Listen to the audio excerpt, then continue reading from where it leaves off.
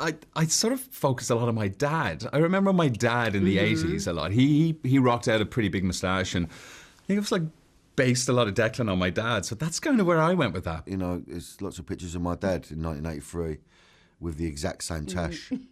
So it was really odd for me. It was odd for him when he saw me with the moustache as well. My dad was not wearing the clothes. No, my dad was a vicar, so he was in. Yeah. Oh so my he was in God. a dog collar. He wasn't quite living Rupert Campbell Black's life, I'd say. Hilarious. He would have looked great in those jackets, though. A good bit of input, like, okay, let's use this high-waist belt. The red lip was a thing for Cameron. The red nails, just very bold and powerful, just stating a lot to who she is and who she, wanted to portray in this world. But it was very vintage and very to the point 80s. A lot of color block for me, a lot of like sleek dresses, a lot of dope vintage designers that I was really excited about wearing. Mugler, we had a lot of, and we like kept it true to that vibe and that time. The hairstyle too was really, really important for me. Like, I know what, I remember those moments of like my grandmom and my mom and how the hair looked and the French rolls and the humps and all of like the authentic Black hairstyles. We wanted to just bring that vibe, that New York energy to it. Sets were so extraordinary. Like our house, oh my gosh, our kitchen. I was walking through the kitchen going, oh, Mum had that know, cookbook. when we Oh my first- God, I remember this brand of dog food. What really struck me was the phone, because I had a scene where I have to phone Freddie, and just having to wait for the number to go back. You can't do quick phone acting. You have to go. Which adds to the tension, in a way. I walked in and there was what are they, cassettes? Yeah, and, Walkman. and and I went in and they had all these cassettes, like Taggy's 80, 82 summer hit playlist. And we all had, quite nice watches, didn't we? Yes. That got put in a safe The old overnight. Casio gold watch. Yeah. And the atmosphere was so good that, everyone always smoked indoors in the Yeah, 80s, so a it lot was of just like smoking. really hazy all the time.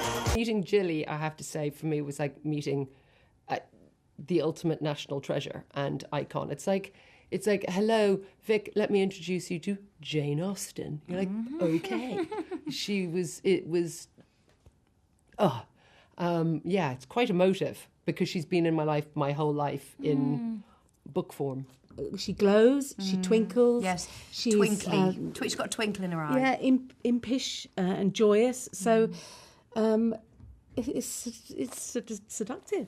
Just full of joy, Really happy, wasn't she? Yeah. She's just, like her books, she just makes you feel better when you're around her. Pretty close.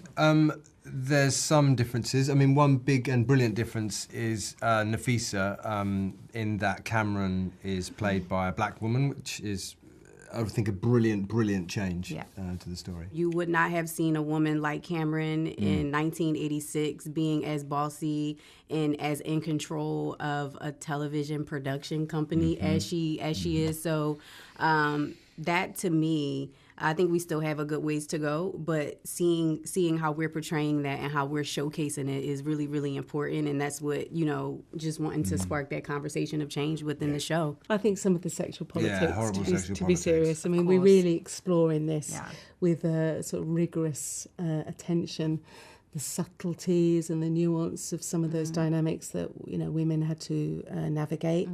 And also we explore really carefully, I think, the complexity of intimate relationships, that it's not always black and white, and that there are bigger stories to consider. So that's, I think people, it's obviously, got a lot of raucous, racy sex scenes, and that's very celebrated. But yeah, it also looks at the kind of darker side of that, and you come away from it hopefully thinking about how far have we come in the world now. Has that changed, and have we moved on?